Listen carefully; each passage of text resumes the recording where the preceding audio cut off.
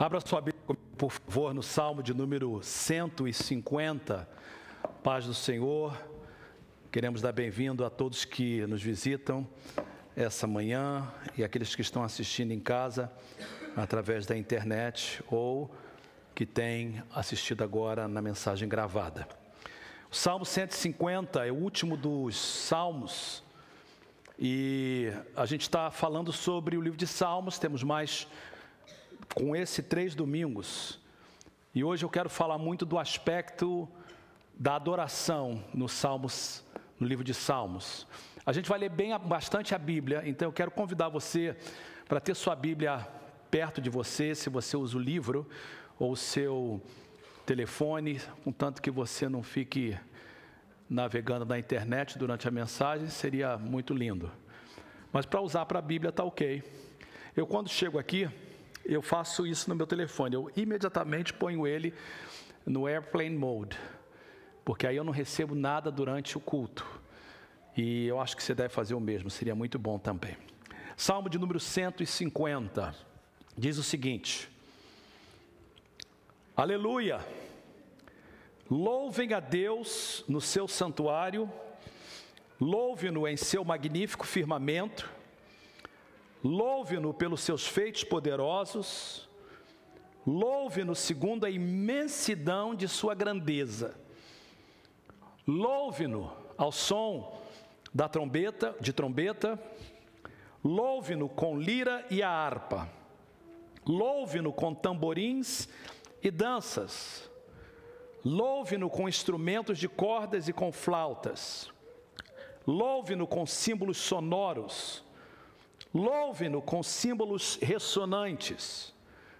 Tudo que tem fôlego, louve o Senhor. Aleluia. O livro de Salmos, como nós temos aprendido, tem vários aspectos. Tem um aspecto de adoração, tem um aspecto de louvor, tem um aspecto de oração, tem um aspecto de se abrir para com Deus. E não seria completo uma série de mensagens no Salmos se nós não falássemos do que o livro de Salmos realmente fala, que é adoração. O nome Tehelim no hebraico significa louvores, louvores a Deus. Nós crentes somos admoestados de adorar a Deus porque Ele é bom, de adorar a Deus porque Ele é justo, adorar a Deus porque dEle, por Ele e para Ele, todas as coisas são. Eu gosto muito dessa passagem, tirada das palavras de Paulo que nós cantamos hoje. Por Ele, para Ele, através dEle, tudo vem de Deus. E muitas pessoas, elas acham que Deus precisa da nossa adoração. Eu já ouvi pessoas bem intencionadas falar isso. Olha, Deus precisa da nossa adoração, por isso que Ele criou-nos para o adorá-lo. Se isso fosse verdade, Deus deixaria de ser Deus. Deus, por ser Deus, Ele é autossuficiente, Ele não precisa de nada. Deus não precisa de nada, Deus não precisa da nossa adoração. Deus quer a nossa adoração. Deus nos diz através da sua palavra que nós devemos adorá-lo, mas Deus não precisa da nossa adoração. E o que eu quero mostrar hoje, através dessa mensagem, é que a adoração, ela é importante mais para nós do que para Deus. Porque quando a gente adora a Deus, nós somos beneficiados. Tudo que na Bíblia Deus exige de nós é para o nosso bem. Por exemplo, quando a gente adora a Deus, como nós acabamos de fazer com os nossos dízimos e ofertas, não é porque Deus precisa do meu dinheiro. Deus não precisa do meu dinheiro. Deus não precisa do seu dinheiro. Ah, pastor, então por que Deus manda trazer? Porque Ele quer nos abençoar. Ele quer que você e eu sejamos abençoados quando a gente adora Ele com os nossos dízimos e ofertas. E o mesmo acontece com a adoração. O beneficiado maior são os adoradores. E é isso que eu quero mostrar para você hoje. Esse é o importante da mensagem, é que nós somos beneficiados pela adoração. Você tem esse Salmo 150 aberto, eu peço que você mantenha ele aberto, porque eu queria que você notasse que o verso 1 e o verso 6 são semelhantes. E isso não acontece por acaso, e também não é por acaso que o Salmo 150 é o último salmo do livro de Salmos. Na Bíblia, e você vai ver isso claramente, principalmente no livro de Salmos, você vai descobrir que a razão principal pela qual nós devemos adorar a Deus, e é repetido através dos Salmos, é que o seu amor dura para sempre. O seu amor dura para sempre. Essa frase, seu amor dura para sempre, já é bonita no português. Seu amor dura para sempre. Mas no original, em que a Bíblia foi escrita, ela é mais profunda ainda. Essa palavra amor no original é uma palavra muito específica.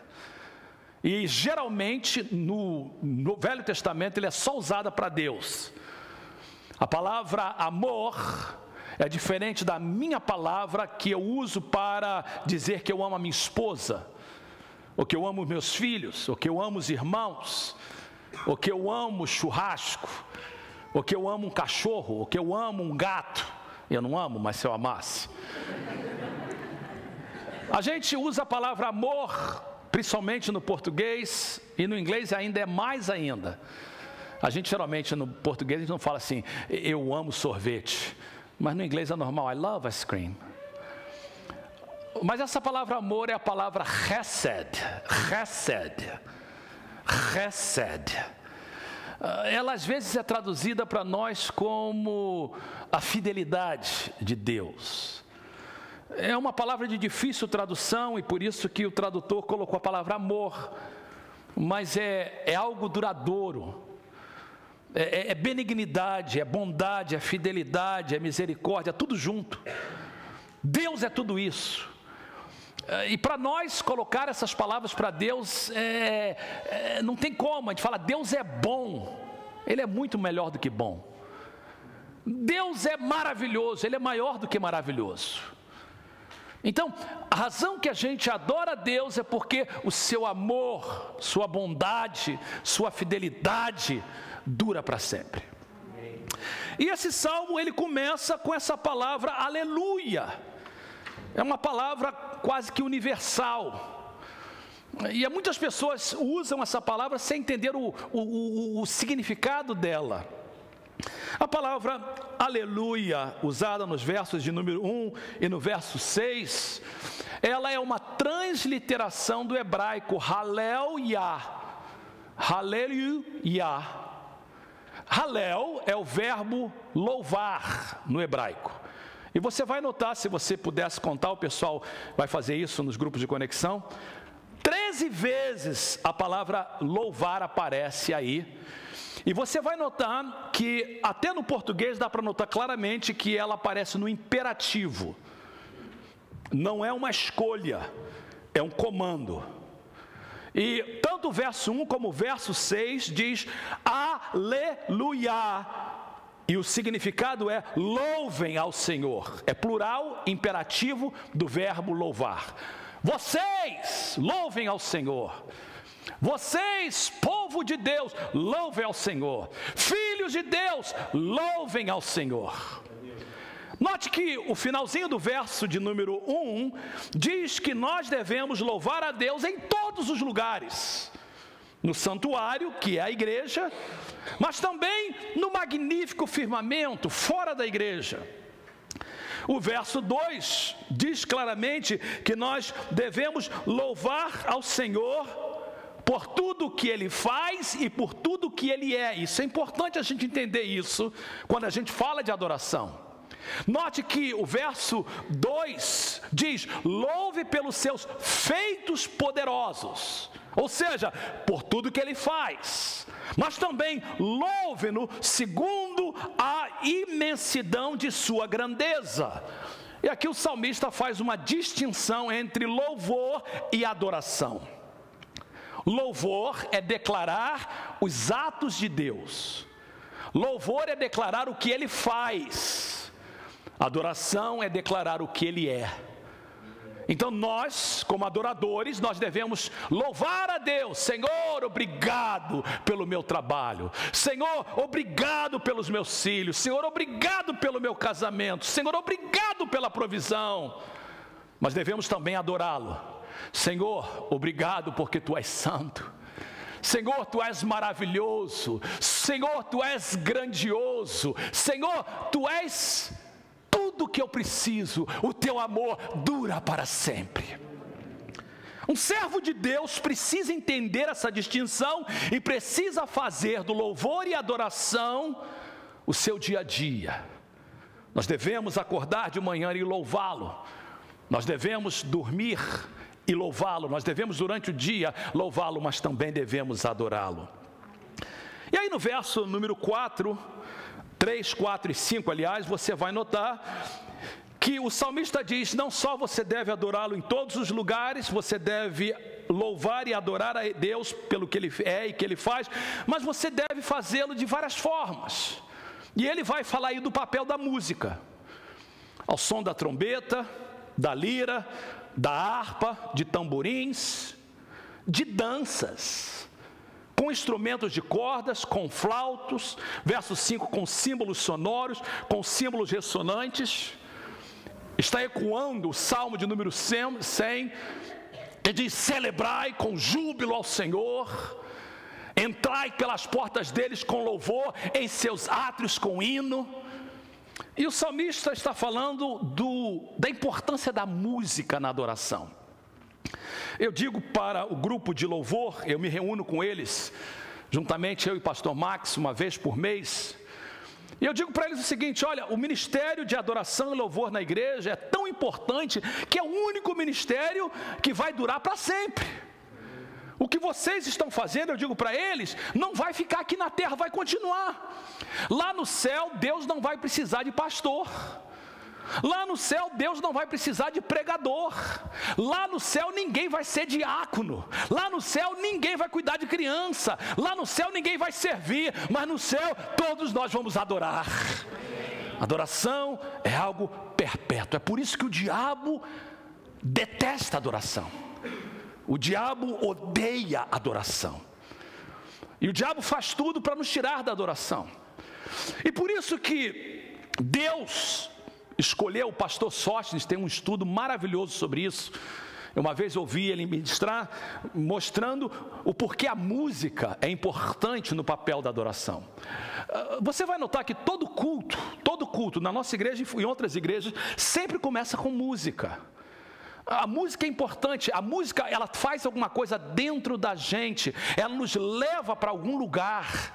A música, ela mexe com a nossa alma, ela mexe lá de dentro. É por isso que música é importante. Eu amo música.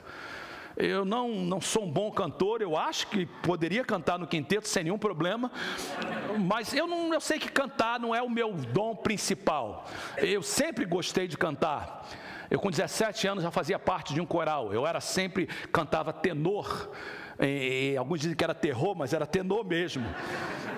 E eu cantei por muitos anos. Eu gosto de cantar. Minha esposa me conhece, ela sabe que eu acordo de manhã, eu já desço e ligo a Pandora em louvor e adoração. Ou então eu ponho num canal na televisão que só tem louvor e adoração. Eu gosto de música.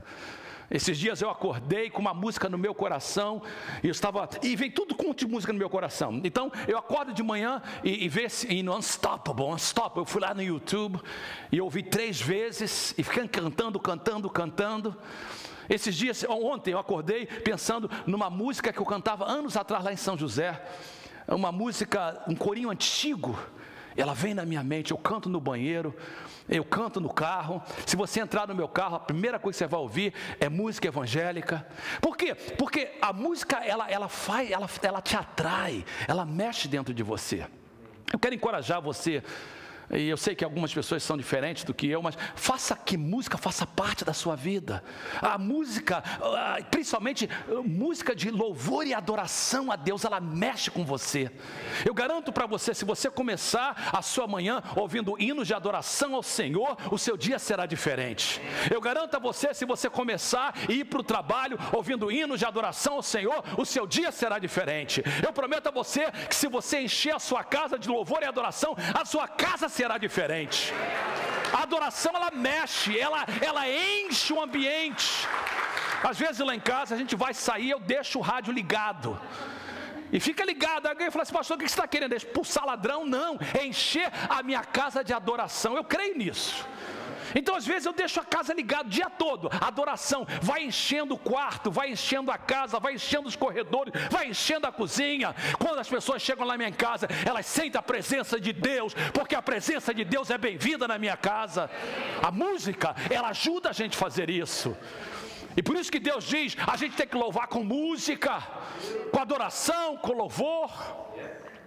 E eu quero mostrar para você em poucos minutos como a adoração transforma, como a adoração ela trabalha dentro de nós, como o louvor nos transforma.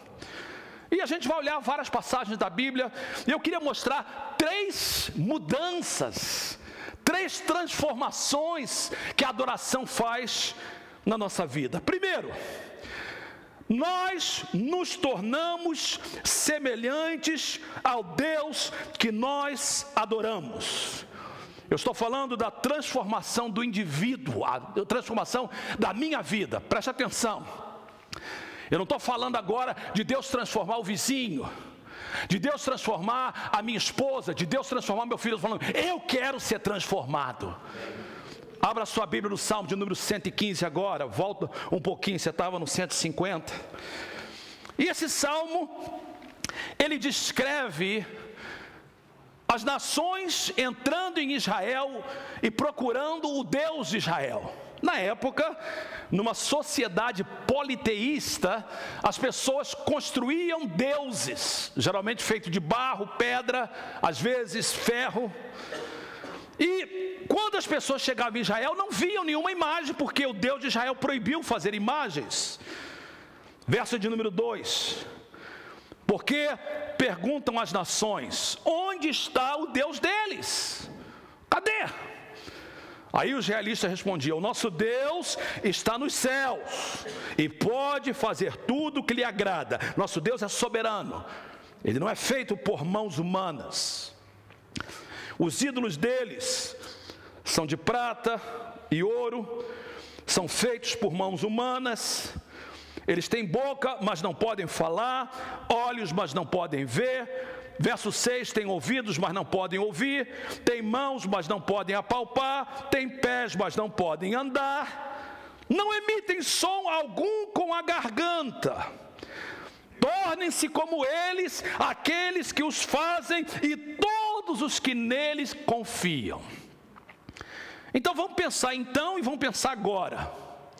Você vê, por exemplo, na história antiga, que as pessoas faziam ídolos, e o texto diz, são ídolos, são imagens de um Deus mudo que não pode falar, de um Deus surdo que não pode ouvir, de um Deus cego que não pode ver, de um Deus paralítico, aleijado porque não pode andar.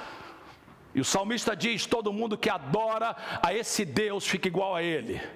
O princípio é esse, queridos, nós nos tornamos igual ao Deus que nós adoramos. Adora um Deus surdo, fica surdo. Adora um Deus cego, fica cego. E você vê isso até hoje. E eu, por favor, não quero de maneira nenhuma fazer brincadeira com a fé de ninguém, mas eu vou simplesmente falar o que a Bíblia está falando. Toda nação católica adora imagens. Então no Brasil, por exemplo, cada país tem uma. Em Portugal é a Nossa Senhora de Fátima. No Brasil é a Nossa Senhora da Aparecida. Aí você vê aquela imagem da Aparecida. E quando você vai do Rio para São Paulo, e você indo para São Paulo, você passa por Aparecida e você vê o templo de Aparecida. E às vezes a gente vê as pessoas, vocês que são do Centro-Oeste, vocês sabem que acontece em Trindade, por exemplo. E você vê que uma pessoa que adora uma imagem, ela aos poucos vai ficando igual àquela imagem. Você vê o que adora o Buda, daqui a pouco ele está sentado como Buda, agindo como Buda. Porque a gente vai ficando igual ao Deus que a gente adora. Agora, vamos esquecer de imagem. O que é um ídolo? O ídolo é tudo aquilo que a gente coloca no lugar de Deus na nossa vida. Eu gosto de esporte, mas esporte para mim não é uma religião, não é um ídolo. Mas tem pessoas, por exemplo, que o esporte se torna o seu ídolo. Seja o futebol, seja o basquetebol. Então, tem pessoas, por exemplo, que se o Corinthians estiver jogando, mesmo se for na hora do culto, eu tenho que saber quem está ganhando. Se for o time que você gosta, eu não tenho esse problema que o meu time nunca ganha. Então não tem que nem preocupar. Já ganhou muito, mas hoje em dia, sei que está perdendo. Vasco está jogando, está perdendo. Aqui na América, meus times estão tudo ruim também. Já pensou se a minha confiança estivesse no time, eu só ia ficar para baixo. Mas você vê que as pessoas que fazem o futebol seu Deus, ela começa a agir igual o Deus que ela serve, ou o dinheiro. Agora, toda a verdade é paralela, e é aqui que eu quero levar vocês. Se as pessoas que adoram um Deus falso, um Deus mudo, um Deus cego, fica igual a eles, Deus está dizendo para a gente o seguinte: mas quem adora ao Deus verdadeiro, fica igual também ao Deus verdadeiro. A Bíblia chama isso de sermos transformados de glória em glória. Então, quando você vive uma vida de adoração, acho que o Enoch está falando disso, que é um estilo de vida. Quando você vive uma vida de adoração e você acorda de manhã, adora a Deus, e você louva ao Senhor junto, e você tem uma música no seu coração, você vai ver que você vai ficando mais igual ao Deus que você adora. Deus é amor, você começa a amar mais. Deus é justo, você começa a ser mais justo. Deus é Senhor, Deus é maravilhoso, e você vai começando a desenvolver esses atributos de Deus na sua vida. Não é que você vai ser Deus, mas é que Deus em você começa a reinar, e você começa a desenvolver esses atributos. É por isso que nessa semana, que teve uma semana muito tribulosa, e eu quero ter cuidado, eu não quero falar de política, mas tudo na vida é assim, uns ganham, outros perdem. E eu me contive bastante nessa semana, porque eu sei o que significa perder uma eleição. E eu sei que quando há uma eleição de um candidato ou um partido que a gente quer que ganhe perde, a gente fica por baixo. Então não vale a pena ficar falando para poder machucar as pessoas. Mas eu estava em Los Angeles na quinta-feira e fui bem cedo, e chegou mais ou menos mais 5 da tarde, eu estava no aeroporto, meu voo só ia sair 7 horas, 6 e pouco, 7 horas, tinha mais ou menos 2 horas lá. Então, com o tempo eu fiquei olhando e vendo cada coisa, cada barbaridade. E aí eu me lembrei de uma passagem em Malaquias que diz que tem que haver diferença entre o crente e o não crente. Lá em Malaquias 3,17, assim: vocês verão outra vez a diferença entre os que servem a Deus e os que não servem. Qual é a diferença entre os que servem a Deus e os que não servem? Quem serve a Deus age como Deus age. Quem serve a Deus fala como Deus fala. Mas isso tem que ser numa vida de adoração. E aí, quando eu tive que agir e falar alguma coisa como líder que eu sou, para que as pessoas entendam que, como crente, a gente precisa ser discípulo de Jesus, é agir como Jesus. Aprendei de mim, disse o Senhor, que sou manso e humilde de coração. Pastor, o senhor sempre age assim? Não, eu sou falho, mas eu tenho que sempre tentar agir assim. E isso só vai desenvolver em mim através de uma vida de constante adoração. Adoração não é no domingo de manhã, 1h30 que você passa aqui, de 11h30 até 1h da tarde. Não. Adoração é um estilo de vida, é você viver Deus em você. Quer comais, quer bebais, fazer qualquer coisa, faça tudo para a glória de Deus. E você vai notar que quando você vive uma vida de adoração, você vai se parecer mais com Deus. E quando você para de adorar a Deus, você vai parecer mais com Deus que você adora. A gente vê pessoas, por exemplo, que são crentes, mas que não estão vivendo uma vida de adoração, e começam a se preocupar muito com o trabalho, e começa a tirar os olhos de Deus, e coloca ídolos, imagens na sua vida. Coisas ou pessoas que vão tirando o lugar de Deus da nossa vida. E quando você começa a olhar para essas coisas, você começa a parecer mais com essas coisas. E aí você não age como crente. Então, o primeiro aspecto da adoração que eu quero deixar para vocês, e que Deus falou: me louve, olha para mim, adora, vai falando o que eu faço, vai falando o que eu sou. Porque quando você vai fazendo isso, eu vou trabalhando na sua vida e vou transformando o seu caráter. Eu quero fazer uma pergunta para todos vocês essa manhã, e você não precisa de falar amém nem levantar as mãos, mas a área da sua vida que precisa de ser transformada, Há alguma área na sua vida que você quer que Deus trabalhe? Eu creio que todos nós vamos dizer sim. Eu sei que tem área na minha vida que eu quero que Deus trabalhe. Tem coisa na minha vida que eu ainda estou lutando. E Deus está me dizendo, se você viver uma vida de adoração, meu filho, eu vou transformar essa área na sua vida. E nessa manhã eu quero que você saia daqui dizendo, Senhor, me transforma. Trabalha em mim, vai tirando isso de mim, vai fazendo eu uma pessoa mais amável. Eu quero aprender a fazer isso. E você descobre como? Quando você adora a Deus, quando você louva a Deus, declara que Ele é e declara o que Ele faz. Segundo, primeiro, há uma mudança individual. Segundo, há uma mudança corpórea. Quando nós adoramos a Deus juntos, primeiro é uma adoração individual. Quando nós adoramos a Deus juntos, nós somos transformados porque a glória de Deus é restaurada à igreja. Abra sua Bíblia comigo, por favor, no livro de 2 Crônicas, no capítulo de número 5. Essa é a dedicação do templo de Deus em Jerusalém, pelo rei Salomão. E essa passagem é simplesmente fabulosa. Diz no verso de número 11... que os sacerdotes saíram do lugar santo, e olha o verso de número 11, finalzinho, todos eles haviam se consagrado, não importando a divisão que pertenciam, todos eles, e todos os levitas que eram músicos, aí tem o nome deles, Asaf, Emã, Jedutum, os filhos e parentes deles, ficaram a leste do altar, vestidos de linho fino, tocando símbolos, harpas, liras, e os que acompanhavam 120 sacerdotes tocando cornetas. Então, quem foram os primeiros a se consagrar? Foram os músicos. Eu quero olhar agora para os nossos músicos que estão aqui no meu lado direito, e geralmente o pessoal do louvor. Esses instrumentos que estão aqui do meu lado direito, eles são instrumentos consagrados a Deus, dedicados ao Senhor, todos eles. Eles são os mesmos instrumentos usados em shows, mas aqui eles foram consagrados ao Senhor.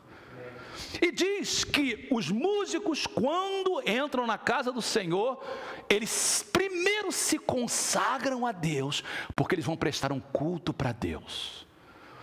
Eu falo para os músicos, eu trabalho com eles, porque muitos músicos ainda não entenderam isso. Eu agradeço a Deus pela vida do Walter, que tem sempre falado, pastor, o que o senhor fala para o louvor é também para os músicos. Você que é músico na casa do Senhor, nunca pegue esse instrumento sem primeiro consagrar a sua vida para Deus. O mesmo tempo que você leva ensaiando, leve orando e consagrando a sua vida. E a gente vai ver que se a gente fizer isso, a gente vai ver alguma coisa mudar na nossa adoração na igreja. Tá boa? Tá, mas pode ficar melhor ainda. Aí agora você nota que quem junta aí são os que cantam, que é o grupo de louvor e toda a igreja. Então, os que tocavam cornetas, verso de número 13, e os cantores, agora você junta os músicos com os cantores. E isso inclui a gente, a igreja também, em uníssono. Diga comigo, uníssono. O que quer dizer uníssono? Um som. Um som. Não está dizendo que não pode ter divisão de voz, está dizendo que tem que ter um só propósito. Então, quando a gente vem a um culto como esse, e eu ensino isso porque a gente faz todo domingo e a gente precisa de parar e entender o que a gente está fazendo. A gente tem que vir em consagração e todos nós temos um só propósito, uníssono. Eles louvaram e agradeceram ao Senhor ao som de cornetas, símbolos, outros instrumentos, teclado, baixo, bateria, e levantaram as suas vozes em louvor ao Senhor e cantaram. Aí você declara adoração, quem Deus é, Ele é bom, seu amor, sua recede dura para sempre. Presta atenção, aqui está a receita de uma adoração que agrada ao Senhor. Uma adoração que agrada ao Senhor começa com consagração, segundo, único propósito, uníssono, terceiro, adorando a Deus e declarando o seu louvor, sua adoração, quem Ele é, o que Ele faz. Aí, verso de número 13, finalzinho, então, uma nuvem encheu o templo do Senhor, de forma que os sacerdotes não podiam desempenhar o seu serviço, pois a glória do Senhor encheu o templo de Deus. A glória do Senhor é o quê? A manifestação da presença de Deus. O culto de adoração ao Senhor tem que sempre atrair a presença do Senhor. Deus diz: eu habito no meio do louvor do meu povo. Quando os 2 ou 3 estão reunidos no meu nome, eu estou no meio. A presença do Senhor, ela vem de várias formas. Mas nesse dia foi tão poderoso que os músicos nem puderam mais cantar. A glória de Deus, a presença de Deus encheu aquele santuário de tal maneira que as pessoas não podiam nem mais cantar. A presença de Deus era tão pesada naquele momento, chamado a glória Shekinah do Senhor, a Shekinah Glory. Aquela presença do Senhor tão poderosa que encheu aquele lugar. Eu oro que cada vez que eu e você nos reunimos para adorar ao Senhor em igreja, e há alguma coisa tremenda quando a gente adora ao Senhor em igreja. Eu amo os grupos de conexão e eu amo muito estar com os irmãos, mas existe um grande problema dos dois lados. Tem pessoas que vêm ao culto, mas não vão ao grupo de conexão, e tem as pessoas que só vão ao grupo de conexão e não vêm ao culto. Os dois estão errados. O grupo de conexão é uma benção, a gente se reúne, conecta, mas há alguma coisa tremenda quando você diz: alegrei-me quando me disseram, vamos à casa do Senhor. E quando a igreja está na presença de Deus adorando, há uma presença manifesta de Deus que só acontece quando a igreja está reunida. E é por isso que a gente precisa de fazer isso mais vezes. E o motivo de louvar é porque Deus é bom e o seu amor dura para todo sempre. Então, primeiro, há uma transformação em mim quando eu adoro a Deus. Segundo, quando nós estamos juntos, eu e você, há uma transformação da igreja. A glória de Deus enche a igreja. E terceiro, o poder do inferno é vencido. Há uma transformação da comunidade e das circunstâncias. Abra sua Bíblia comigo em Isaías capítulo 42 agora. Há mais 2 passagens que eu quero que você abra. Primeiro é essa e depois uma outra passagem. Eu amo essa passagem. É um salmo que está embutido no livro do profeta Isaías. Capítulo 42, versos de 10 a 13. Cantem ao Senhor um novo cântico. Novo não no sentido que é novo porque nunca foi cantado, mas é novo porque cada vez que ele é cantado de forma nova. O seu louvor desde os confins da terra. Vocês que navegam no mar e tudo que nele existe, vocês ilhas e todos os seus habitantes. Verso 11, que o deserto, as suas cidades ergam as suas vozes. Até agora é o cosmos, a criação, a louve ao Senhor. Mas também regozijem-se os povoados habitados por Quedar. Cante de alegria o povo de Selá, gritem pelos altos dos montes e deem glória ao Senhor, e nas ilhas proclamem o seu louvor. Então, do verso 10 até o verso 12 é o mandamento para louvar ao Senhor. Olha o resultado. Se nós louvarmos ao Senhor e adorarmos o Senhor, diz o verso 13: o Senhor sairá como homem poderoso, como guerreiro, despertará o seu zelo, e com forte brado o seu grito de guerra, e triunfará sobre os seus inimigos. O que essa passagem está dizendo? É que quando a gente louva a Deus, Deus começa a mudar as nossas circunstâncias. Deus começa a destruir os nossos inimigos. Todos nós temos gigantes na nossa vida, todos nós temos alguns inimigos. É possível que, não que seja inimigo, mas a circunstância que você luta agora é uma circunstância familiar. Há pessoas que estão passando problema no seu casamento. Há pessoas que estão passando problema com seus filhos. Há pessoas que talvez estão tendo problemas no seu trabalho. Outros estão passando por problemas físicos. É possível que talvez você esteja preocupado com a situação legal, que você não vê uma saída. E quando nós estamos então com circunstâncias na nossa vida que nós não temos como sair dela como crente, como deve ser a nossa atitude. Nós só temos duas escolhas: ou murmurar, reclamar, ou adorar. Como crente, nós não podemos murmurar, nós não podemos reclamar, porque quanto mais você murmura, quanto mais você reclama, pior a coisa fica. O que você tem que fazer é adorar ao Senhor. O texto diz que quando você adora ao Senhor, Deus vai lutar em seu favor. Você já ouviu a frase, o louvor liberta? O louvor traz libertação na sua vida. Eu queria dar um exemplo para vocês, e eu amo essa passagem, você conhece. 2 Crônicas, capítulo 20, a última passagem que eu vou pedir para você abrir. É a história do rei Josafá. Em um determinado momento na sua vida, Josafá era o rei de Judá. E diz a passagem, 2 Crônicas 20, se você quiser abrir a sua Bíblia, por favor, eu vou ler alguns versículos. Diz que depois disso, ou seja, depois de um episódio que está narrado no capítulo 19, os moabitas, os amonitas, com alguns dos meunitas, que são os edomitas, entraram em guerra contra Josafá. Então, para você só olhar o contexto. Josafá era a nação de Judá, 3 nações se levantam contra ele. Então você vê que ele estava acurralado, 3 nações que eram nações inimigas e vizinhas de Israel, de Judá, se levantaram contra ele. Era um exército muito grande, verso 2 diz que era um exército enorme, verso 2, vem contra ti de Edom, do outro lado do Mar Morto, já está em Azazoim Tamar, isto é, em Engedi. E aí verso 3 diz que ele ficou alarmado. Claro que ficou alarmado, porque a situação era uma situação difícil. Alarmado, Josafá decidiu então fazer o quê? Orar. Crente, aprende isso aí. Quando você estiver alarmado, a primeira coisa que você tem que fazer é orar. A primeira coisa não é para o Facebook e falar bobagem.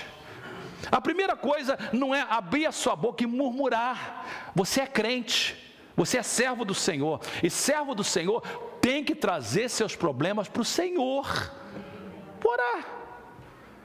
Então seja qual for a sua situação, é situação legal, é uma situação individual, você quer se casar, você quer pagar a dívida, primeira coisa que você tem que fazer é orar, vou entregar para Deus. É aquele cântico que diz, vou entregar meus problemas para Deus, tudo a Deus, tudo para Deus. Aí ele levanta para orar, verso 6, ele se levanta na Assembleia de Judá, de Jerusalém, no templo do Senhor, na frente do pátio novo, e diz o verso de número 6, e orou. E nós temos a oração dele aqui, dos versos 6 até o final do verso 12. No final do verso 12, ele termina a oração dele dizendo assim, não sabemos o que fazer. Não sabemos o que fazer. Quantas vezes você se sente assim? Eu não sei o que fazer. Volto para o Brasil, não volto, fico aqui, não fico, faço, não faço, compro, não compro, vendo, não vendo, caso, não caso. Não sei o que fazer. Aí ele termina dizendo assim, finalzinho do verso 12, mas os nossos olhos se voltam para ti. Senhor, eu não sei o que fazer, mas tu sabes. Eu não sei o que fazer, mas tu és Deus. E eu sou teu servo, eu vou entregar para ti. Aí o que acontece, toda vez que você ora, Deus responde. Eu disse, toda vez que eu e você oramos, Deus responde. Aí Deus então responde usando um profeta, verso de número 15. Esse homem se levanta, diz no verso 14 que o Espírito do Senhor vem sobre Jaziel. E ele disse, verso 15, escutem todos os que vivem em Judá e em Jerusalém, e você, rei Josafá, assim lhe diz o Senhor. Não tenham medo, nem fiquem desanimados por causa desse exército enorme. E eu amo esse final do verso 15, pois a batalha não é de vocês, mas de Deus. Eu me aproprio dessa palavra. A batalha não é minha, a batalha é de Deus. Senhor, o meu filho, Senhor, eu preciso que Deus transforme o meu filho. Você não entregou o teu filho para mim? Quando ele nasceu, você não dedicou ele para mim? Então, a batalha não é tua, a batalha é minha. Só confie em mim e me adore. A gente tem que aprender isso. Confie em mim e me adore. Senhor, a minha situação, eu estou aqui na América, eu pensava que fulana de tal ia ganhar, porque se ela ganhasse, eu sei que ela ia matar um montão de gente do aborto, mas ela ia me dar o green card, eu queria isso. Aí Deus fala assim, não, quem vai dar sou eu. Fulano de tal não vai dar, quem vai dar sou eu. Lá no Brasil, as pessoas que ficavam esperando que era o PT que ia dar a Bolsa Família, e crentes queriam isso por causa da Bolsa Família. E Deus falando assim, eu tenho pão para dar, se eu quiser tirar a água da rocha, eu tiro a água da rocha. Se eu quiser fazer codornizes cair do céu, eu faço codornizes cair do céu. Se eu quiser dar pão do céu e jogar do céu para vocês, eu posso fazer. A gente fala isso, mas a pergunta é, a gente crê nisso mesmo, irmãos? A gente crê nisso? Eu estou descobrindo que a gente fala tanta coisa que a gente não crê. A gente fala assim, Deus pode fazer todas as coisas, mas a gente não crê. Porque a forma que a gente age não é a forma que está aqui. Eu concordo com você, eu me junto a você e eu reconheço que às vezes também eu não sou assim. Mas eu preciso de ser assim. Principalmente em momentos difíceis. É nesse momento que eu tenho que confiar mais em Deus. Sim, Enold. É quando a gente chora, é quando a gente está chorando, é o melhor momento para você depender de Deus. Há um hino, eu não sei se é do cantor cristão ou da harpa, diz assim, os melhores hinos e poesias foram escritos em tribulações. E Deus está dizendo para cada um de nós, confie em mim. Você não sabe o que fazer? Eu sei o que fazer. Você é meu filho? Se você... Agora, toda promessa de Deus é condicional. Pega isso aí, por favor. Diga comigo. Toda promessa de Deus é condicional. Você não pode dizer, Deus falou, é para mim. Não, é condicional. Se confessar o pecado, Ele perdoa. Se aceitar Jesus, Ele salva. Se convidar Jesus no seu coração, Ele entra. Se abrir a porta, Ele entra. Então você não pode dizer assim, Deus falou lá, eu clamo isso, que a batalha é de Deus, não minha. Mas você tem que primeiro adorá-lo, orar, entregar para Ele e confiar completamente nele. Isso é adoração. Adoração não é só cantar, adoração é confiar somente nele. A gente precisa aprender isso. Aí o profeta diz assim, olha, se você adorar a Deus, a batalha não é tua, a batalha é de Deus. Aí ele fala uma coisa mais legal aqui, no verso de número 17. Vocês não precisarão, eu creio que Deus está falando com a gente essa manhã. Vocês não precisarão lutar nessa batalha. Tomem suas posições, verso 17. Permaneçam firmes e veja o livramento que o Senhor lhes dará.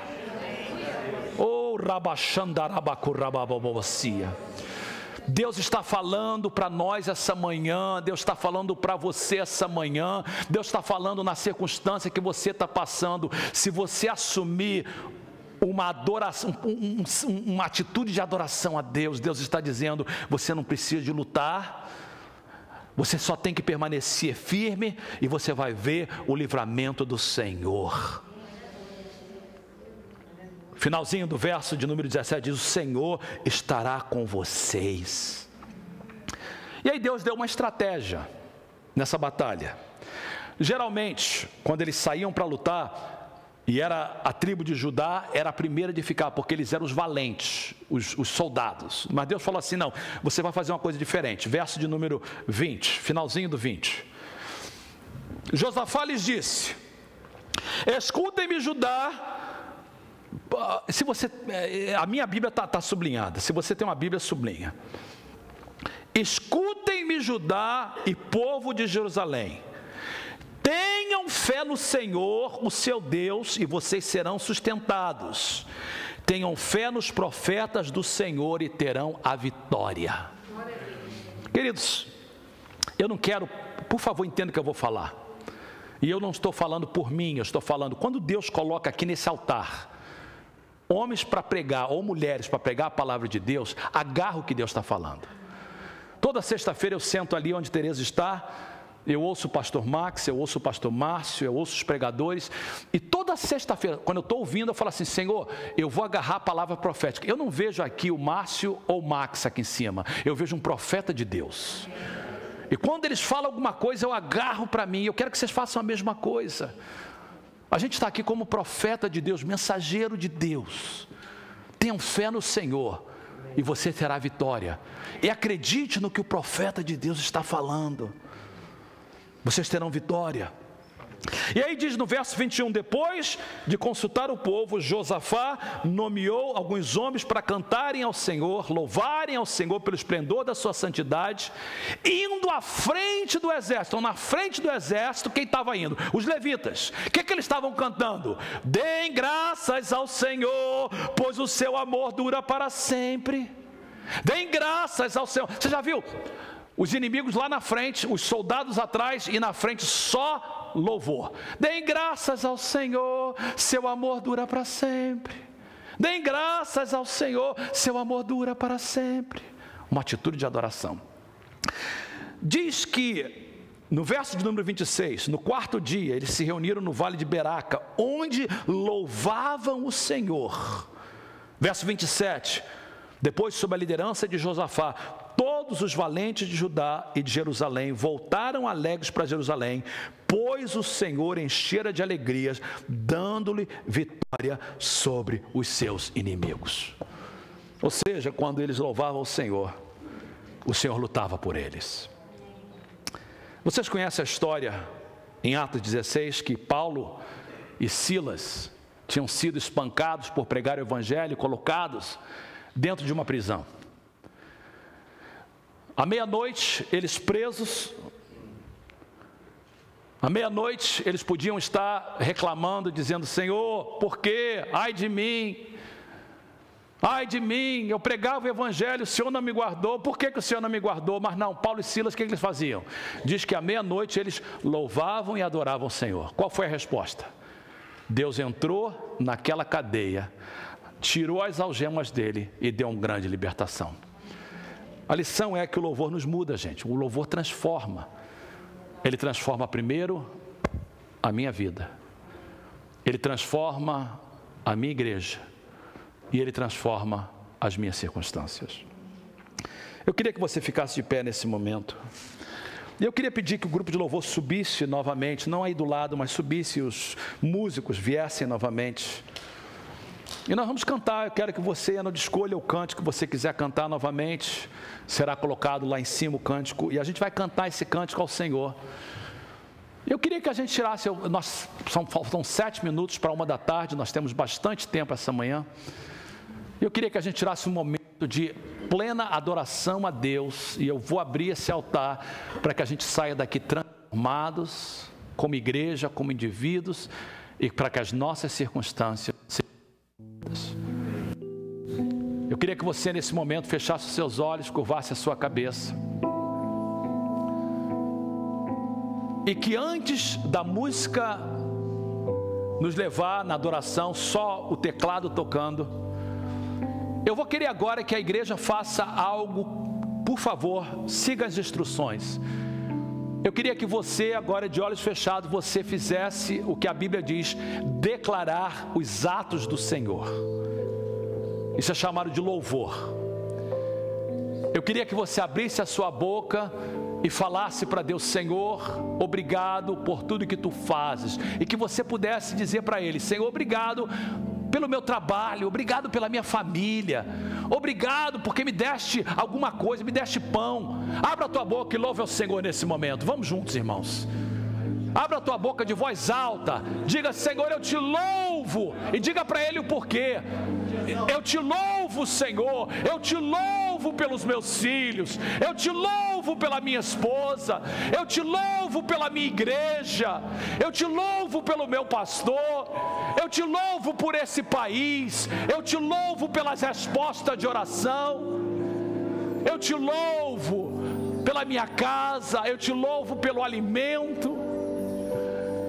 Oh, vamos dar louvor ao Senhor.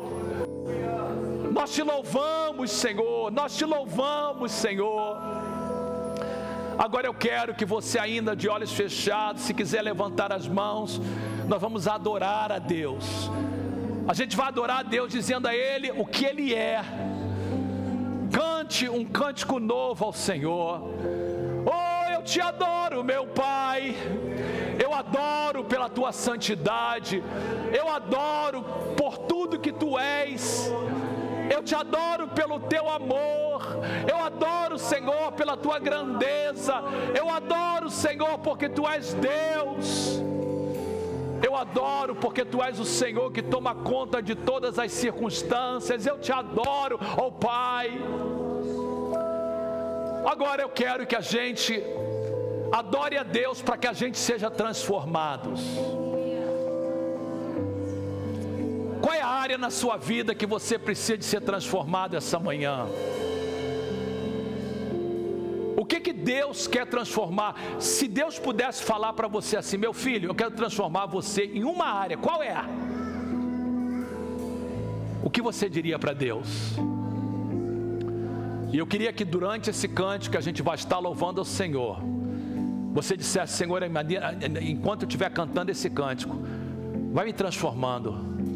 Não peça para Deus transformar a pessoa que está do seu lado, o seu esposo, a sua esposa, o seu filho.